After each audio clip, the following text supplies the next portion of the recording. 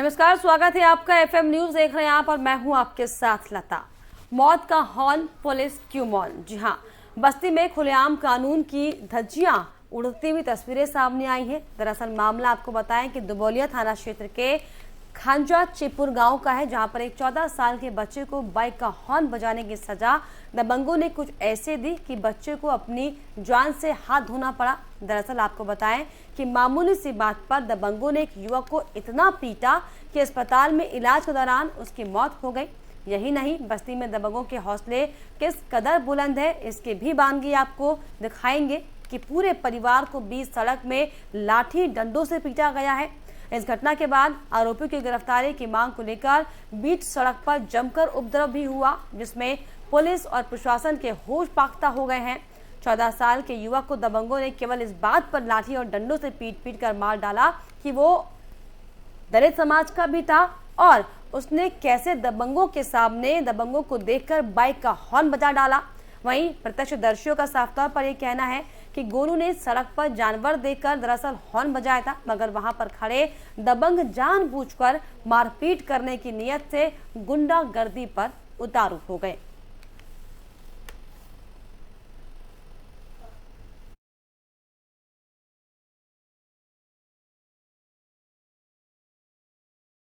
मौत का horn, police आखिर क्यों मौन? ये दो तस्वीरें आपकी टीवी स्क्रीन पर, जिसमें पहली तस्वीर में आप साफ तौर पर देख पा रहे होंगे कि किस तरीके से देखिए लाठी डंडों से, हॉकियों से दरअसल पिटाई की जा रही है महिला के ऊपर। किस तरीके से इतनी बर्बरता के साथ लाठियां बरसाई हैं कि उनका डंडा जो है, जो हॉकी स्टिक है, वो तक टूट गई है। हॉर्न मारने पर दरअसल ये मामूली सा विवाद था, जिस पर इतना बड़ा घटनाक्रम सामने आया, जहां पर पूरे परिवार की पिटाई की गई है और हालत ये हो गई कि युवक की अस्पताल में इलाज के दौरान मौत हो गई है। और वहीं 1 महीना इस पूरे वाक्य को हो चुका है। अब जब युवक की मौत हो चुकी है तो ऐसे में पुलिस आखिर क्यों मौन है, ये दरअसल बड़ा सवाल है। वहीं परिजनों का साफ तौर पर ये कहना है कि पुलिस के पास शिकायतें हम कई बार कर चुके हैं, लेकिन पुलिस सिर्फ आश्वासन देती है, अब तक इस पर कोई कार्रवाई नहीं की गई। तो ये बड़ा सवाल खड़ा होता है कि आखिर कैसे इस तरीके से सिर्फ एक हॉर्न मात्र मार देने से पीट कर हत्या कर दी जाती है। दो तस्वीरें आपके टीवी स्क्रीन पर, जिसमें साफ तौर पर आप ये देख पा रहे होंगे कि कैसे बर्बरता के साथ दबंगों ने पूरे परिवार के लोगों के साथ मारपीट की है।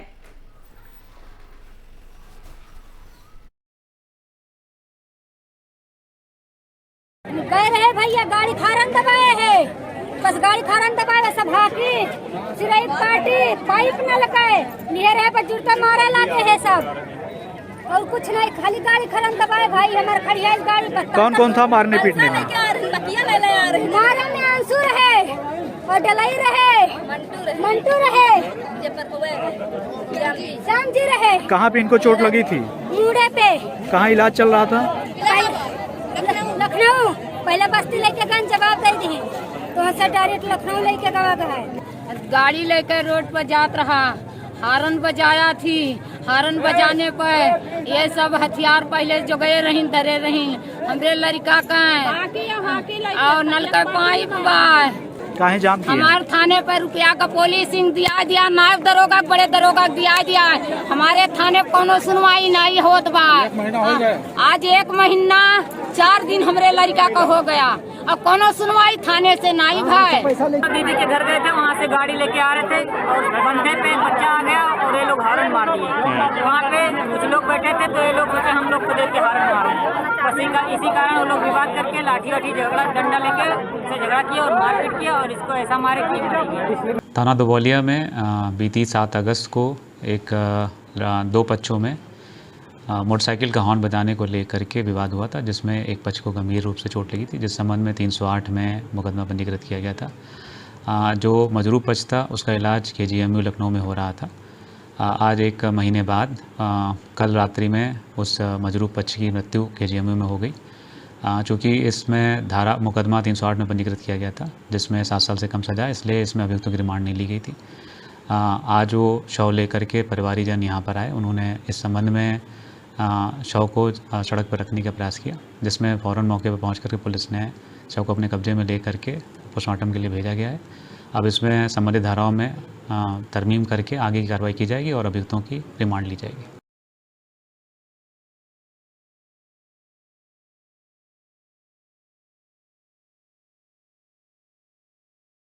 बस्ती में देखिए किस तरीके से कानून व्यवस्था को ताक पर रखकर जो दबंग है वो बेखौफ घूम रहे हैं। हाल ये हो रहे हैं कि मात्र हॉर्न मार देने पर दबंगों को गुस्सा आ जा रहा है। गुस्सा कुछ ऐसा कि इस कदर पिटाई कर दी जा रही है कि मौत हो जाए। पूरे परिवार को जमकर पीटा गया, जिसके बाद अब जब युवक की मौत हो चुकी है तो ऐसे में जो परिवार के मेंबर हैं उन्होंने साफ तौर पर जमकर प्रदर्शन किया है शव को सड़क पर रखकर।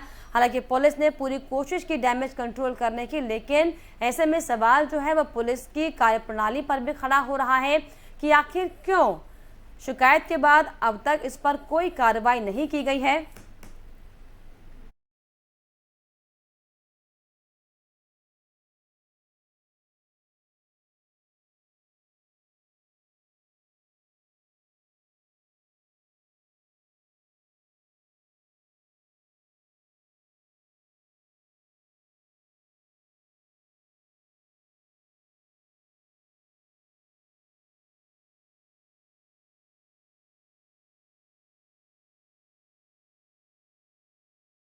ऐसे में एफएम न्यूज के सवाल है कि मौत का हॉल और पुलिस आखिर क्यों मौन बनी हुई है, क्यों नहीं कोई जवाबदेही की जा रही है, क्यों हॉर्न बजाने की सजा युवक को 14 साल के बच्चे को मौत दी गई है, क्यों रास्ता मांगने पर दबंगों ने मौत दे दी, ये बड़ा सवाल है दरअसल।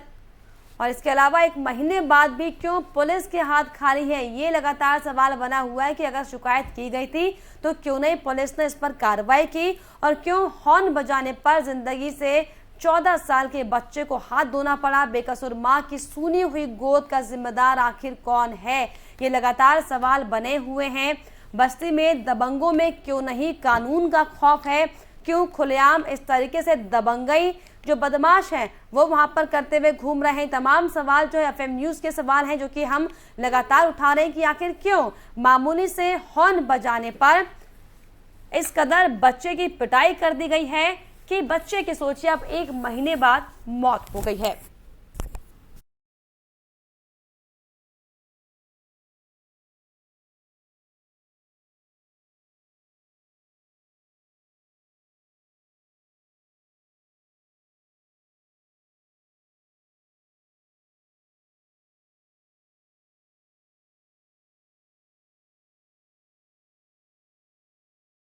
इस पर हमारे साथ खास जानकारी के लिए बस्ती से हमारे संवाददाता जितेंद्र श्रीवास्तव भी जुड़ेंगे जो कि तमाम जानकारी इस पूरी खबर को लेकर देंगे और साथ ही साथ हमारे साथ आलोक सिन्हा जो कि सामाजिक कार्यकर्ता है वो हमारे साथ जुड़ेंगे और ये हम जानने की कोशिश करेंगे जो ये लगातार माहौल इस तरीके का बना हुआ है कि लोगों में कानून का खौफ खत्म होता जा रहा है, इसका जिम्मेदार आखिर कौन है। लेकिन पहले जितेंद्र, जिस तरीके से जो एक घटना बस्ती में सामने आई है, क्या पूरी इस पर अपडेट आपको मिल रही है और पुलिस किस तरीके से इस पूरे मामले को देख रही है?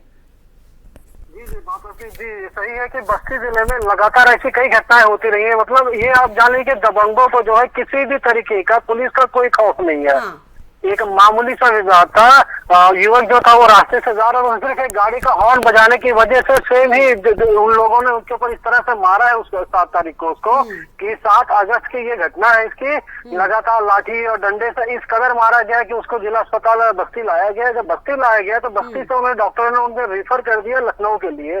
लखनऊ में उसका इलाज 1 महीने तक चला और ठीक 1 महीना 1 दिन होने पे रात्र में उसकी जब मृत्यु हो जाती है उस बच्चे की और जब उसे बस्ती लाया गया यहाँ पे तो जो परिजन जो इस चीज को लेके बड़े पीड़ित थे, बड़े परेशान थे कि उसे जो लोगों ने पीड़ित जो उसको मारा था उन लोगों की किसी तरह की कोई गिरफ्तारी नहीं हो पाई थी और रोड पे ही उन लोगों ने बॉडी को रख के जो है उत्पीड़न शुरू कर दिया। और उसको देखते हुए पुलिस को जो वहाँ पे जो है अपना जो है बल प्रयोग उन लोगों को वहाँ पे करना पड़ा।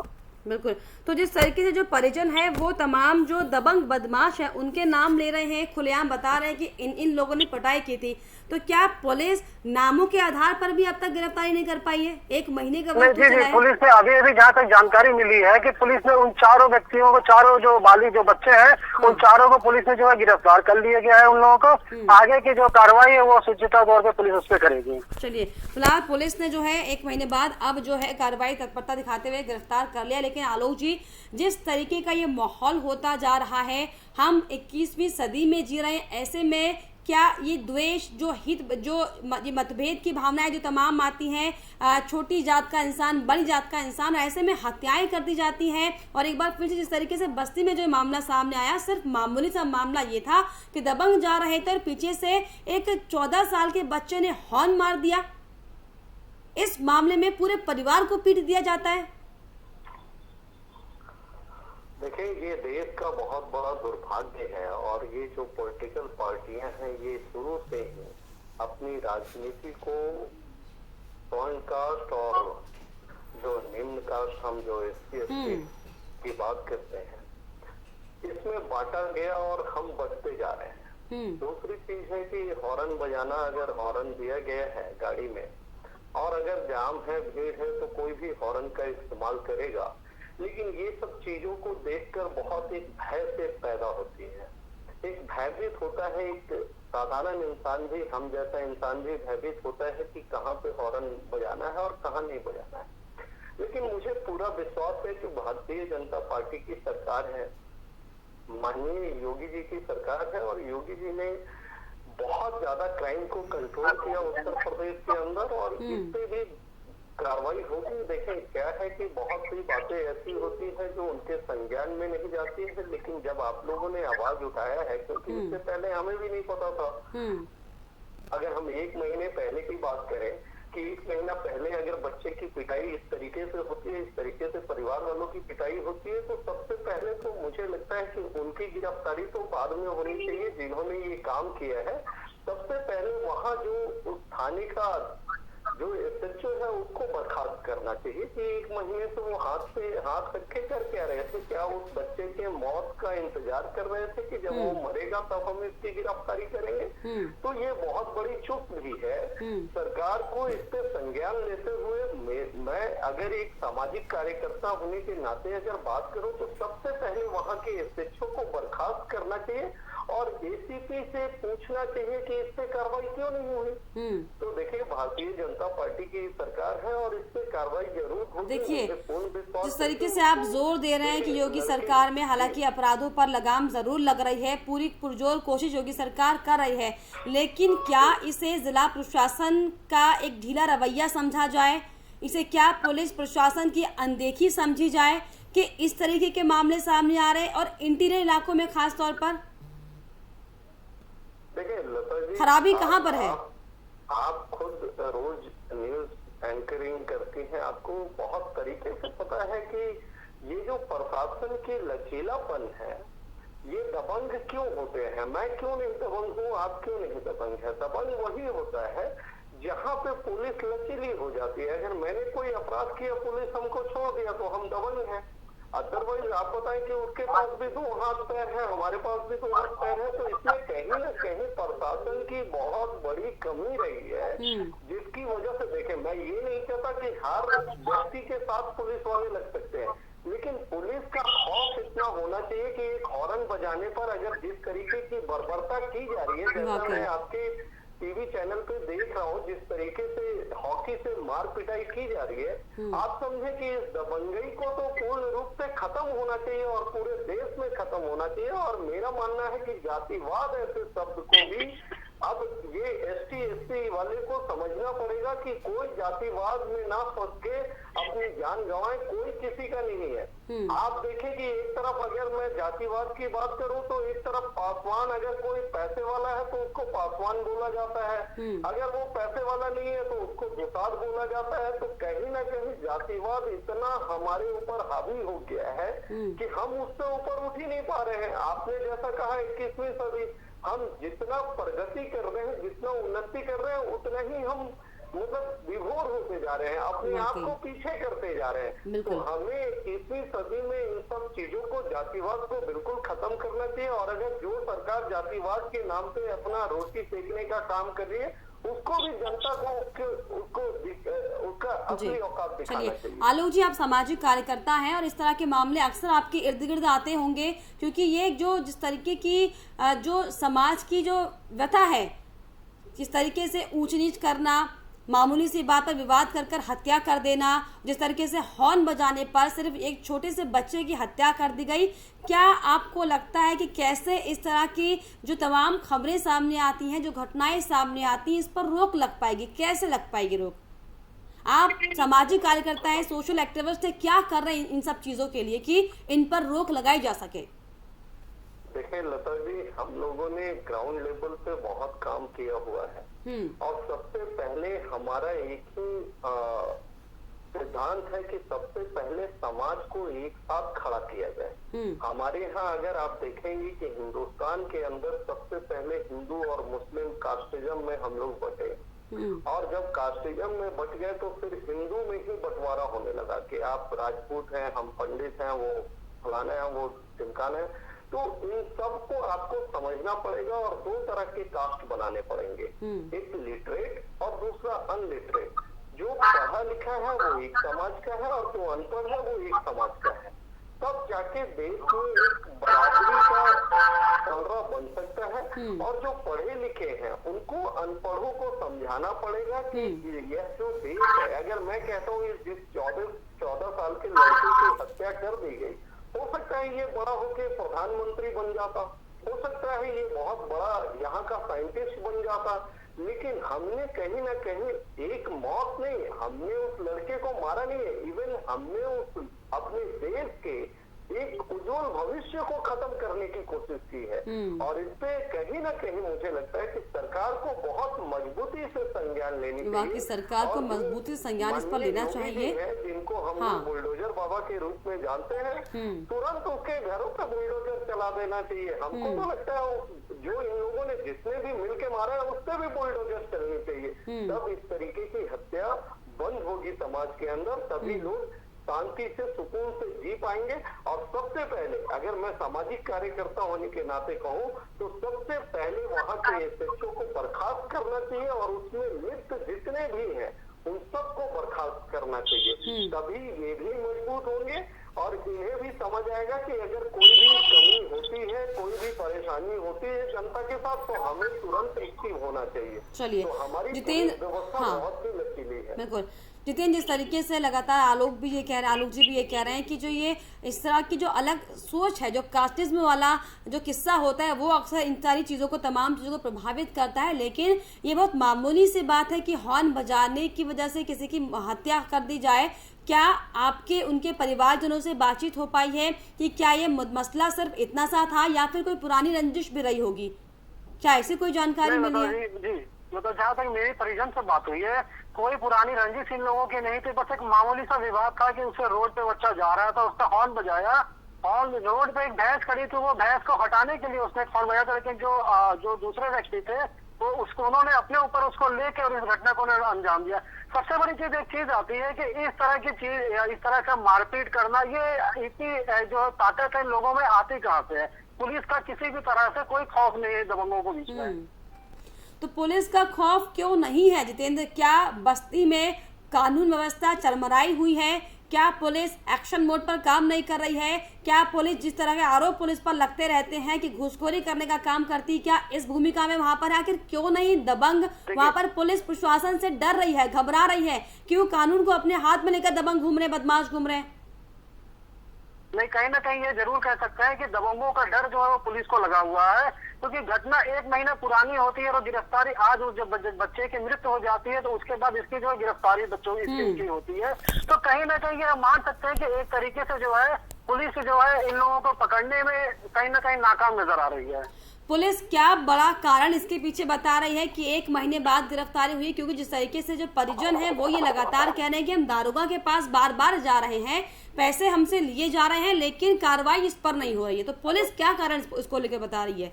देरी क्यों की गई? नहीं लगता कि अगर तुरंत एक्शन किया जाएगा तो औरों के लिए मिसाल पेश होगी जो इस तरह के अराजक तत्व घूमते हैं, सड़कों पर बदमाशी करते हैं?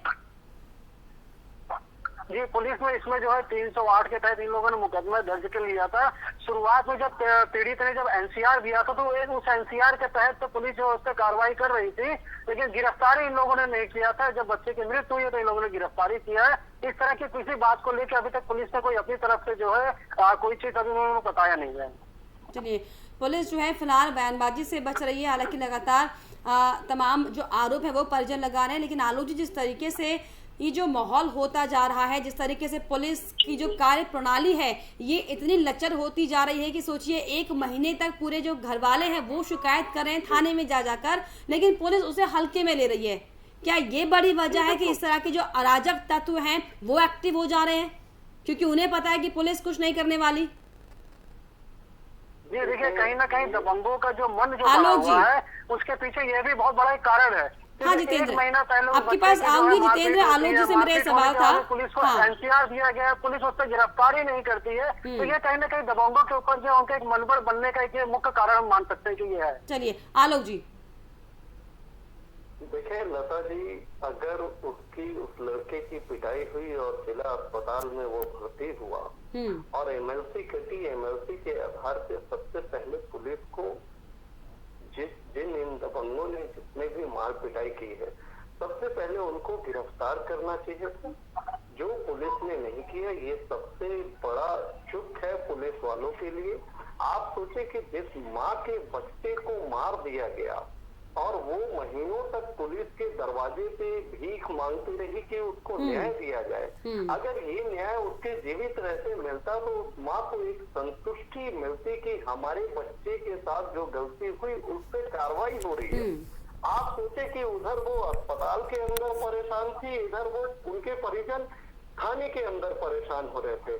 कहीं ना कहीं ये बहुत निंदनीय घटना है। मतलब ये कहते हुए भी शर्म आती है कि हमारे यहाँ लॉ एंड ऑर्डर के नाम पे सिर्फ पुलिस वाले अपने गुंडागर्दी कर रहे हैं, ठगी कर रहे हैं, बेईमानी कर रहे हैं और इसके अलावा उनके पास कोई काम रह नहीं गया है। देखिए, ऐसा नहीं है कि मैं सभी पुलिस वालों के लिए कह रहा हूँ, ऐसा है कि जो इसमें इस घटना में लिप्त है वो पुलिस वालों की कहीं ना कहीं चूक है। और मैं पूछना चाहता हूँ वहाँ के थाना अध्यक्ष से कि अगर वो आपका बेटा होता तो क्या आप इसी तरीके से कार्रवाई कर रहे होते? तो ऐसा नहीं। तो अगर आप समझे कि जिस दिन इस देश में पुलिस वालों की व्यवस्था सही हो जाएगी, लॉ एंड ऑर्डर सही हो जाएगा, ये इस तरीके की वारदात बिल्कुल खत्म हो जाएगी। और मतलब कहीं ना कहीं अगर कहा जाए तो गलत नहीं होगा कि 14 साल के बच्चे के जिम्मेदार, मौत के जिम्मेदार सिर्फ बदमाश नहीं थे, पुलिस प्रशासन भी था, जो एडमिनिस्ट्रेशन है वो भी था, जो लचर सिस्टम है प्रशासन का वो भी था। ये तमाम जो लोग हैं जो आधिकारिक कुर्सी पर बैठे हुए हैं, ये दरअसल बड़े जिम्मेदार है इस हत्या की, इस मौत के पीछे। क्योंकि बार बार इस तरीके के मामले सामने आते हैं, बार बार इन्हें इग्नोर किया जाता है। लता जी, आप समझ सकती हैं कि एक ने मारा और दूसरे ने उस पर कार्रवाई नहीं किया, तो आप समझिए कि दोनों बराबर के हकदार हुए। चोर के साथ खड़े हैं तो आप कितने भी शरीफ इंसान हैं लेकिन आप चोर ही कहे जाएंगे। तो जिसने भी उस लड़के की मर्डर किया, मैं कहता हूँ उससे ज्यादा दोषी वहाँ का पुलिस प्रशासन है और बहुत लचीले तरीके से उन लोगों ने कार्रवाई करी।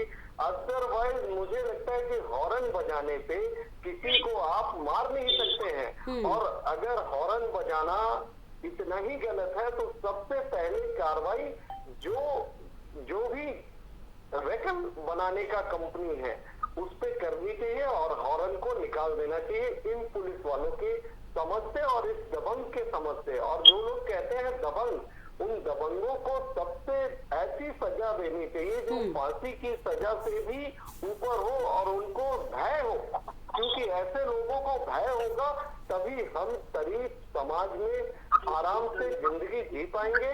और देखिए, ये एक कहीं ना कहीं आज यहाँ हुआ है, अगर इस पे पूर्णतः कार्रवाई नहीं होती है तो फिर जो इस तरीके की मानसिकता रखते हैं वो आगे ऐसा और भी काम करेंगे। बिल्कुल, वाकई जिस तरीके से जो सिस्टम लचर हो चुका है, जिस तरीके से जो पुलिस प्रशासन की कार्यप्रणाली है वो एकदम सुस्त हो चुकी है, जिस तरीके से जो जिला प्रशासन है वो इस पर निगरानी नहीं करता कि उनके इलाकों में किस तरह की गतिविधियां हो रही हैं, कैसे जो बदमाश है सड़क पर खुलेआम गुंडागर्दी करने पर उतारू है। और ये तमाम वो बड़े कारण हैं जिनकी वजह से लगातार माहौल खराब हो रहा है। और माहौल खराब तो छोड़िए, लोगों की, बच्चों की जान तक चली जा रही है। और जवाबदेही करने वाला कोई नहीं है, क्योंकि पुलिस का एक फिर सा एक फॉर्मेट बना हुआ है कि कार्रवाई जांच हो रही है और कार्रवाई की जाएगी, बस इतना उनका स्टेटमेंट रहता है। क्योंकि एसपी की जो हमने बाइट सुनी, उनका भी साफ तौर पर ये कहना है कि पूरा मामला उन्होंने बताया और ये बताया कि इस पर जांच हो रही है और कार्रवाई की जा रही है। क्या सिर्फ इतना कह देना कि कार्रवाई की जा रही है यही पुलिस की जिम्मेदारी है सिर्फ? आलोक जी देखें लता जी, आपने हमेशा देखा होगा कि जो एफआईआर सिस्टम अपने यहाँ है, हम लोगों ने इसकी भी मांग करी है, क्योंकि हम लोग राष्ट्रीय जल शक्ति सेवा संघ बेटी रक्षा देश सुरक्षा बेटी है तो कल है जैसे मुहिम के साथ काम करते हैं, और हमने मांग किया कि अगर हम लोग उसको प्रोसेस भी करा रहे हैं कि अगर किसी भी लड़की को छेड़ दिया जाता है या इस तरीके की घटना होती है तो ऑनलाइन एफआईआर हो जाए। अब आप समझिए कि प्रशासन अगर एफआईआर नहीं करती है तो उनको भी शो करना होता है कि हमारे यहाँ केस बहुत कम है, मतलब क्राइम रेट बहुत कम है, हमारे यहाँ 0 क्राइम रेट है। लेकिन आप इस 0 क्राइम रेट की वजह से आप किसी को परेशान नहीं कर सकते। अगर आपके यहाँ कोई प्रॉब्लम हो रही है तो उस पे आपको कार्रवाई करनी चाहिए और इस पे कार्रवाई होनी चाहिए। अब आप समझे कि 14 साल का बच्चा तो वो हॉर्न बजाने के अलावा और दूसरी चीज इसमें हम उस 14 साल के बच्चे के साथ साथ उसके माता पिता को भी गलत कहते हैं कि जब तक बच्चा बालिग नहीं हुआ आपने उसको गाड़ी दिया ही क्यों? उसका लाइसेंस नहीं होगा, वो भी एक अपराध कर रहा था। तो इसकी कार्रवाई मुझे लगता है कि जो पीड़ित है उसको भी थोड़ी उस पर भी कार्रवाई करनी चाहिए, जिससे कि लेकिन इन सब तमाम मुद्दों के बीच आती तो पुलिस ही है ना। अगर पुलिस चेकिंग सड़कों पर नहीं कर रही है कि कौन बालिग है और कौन नाबालिग है, तो ये पुलिस की लापरवाही का रवैया है कि इस तरह के हालात सामने आ रहे हैं। बिल्कुल बिल्कुल, लेकिन इसमें देखें लता जी, क्योंकि उनके बच्चे का जान चला गया है ऐसा नहीं कहना चाहिए, लेकिन मैं आपके चैनल के माध्यम से ये कहना चाहता हूँ कि जब तक आपके पास लाइसेंस नहीं है, आप समझिए, अगर मैं एक बंदूक रखता हूँ तो लाइसेंस लेना पड़ता है। अगर वो लाइसेंस नहीं है तो मैं गलत हो गया, अनलीगल हो गया। तो मैं सभी तमाम लोगों को कहना चाहता हूँ कि जब तक आपके बच्चे के पास लाइसेंस नहीं है आप उसको बाइक ना दें, आप उसको कार ना दें। आप अक्सर देखते होंगे कि छोटे छोटे बच्चे हमारे सेक्टर में, हमारे कॉलोनियों में गाड़ी लेकर और बाइक लेकर चलाते रहते हैं।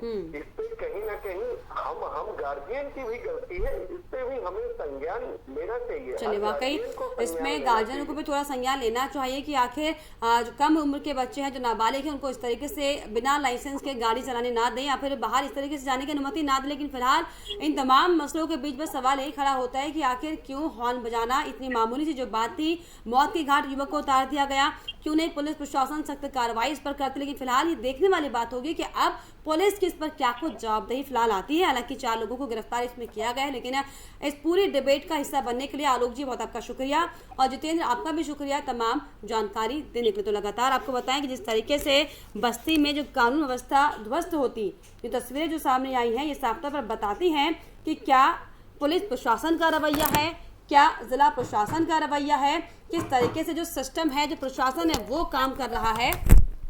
क्योंकि जो ये मामूली सा मुद्दा था, मसला था, ऐसे में बार बार ये सवाल खड़े होते हैं कि क्यों हॉर्न बजाने पर एक छोटे से बच्चे को, 14 साल के बच्चे को जिंदगी तक से हाथ धोना पड़ा है।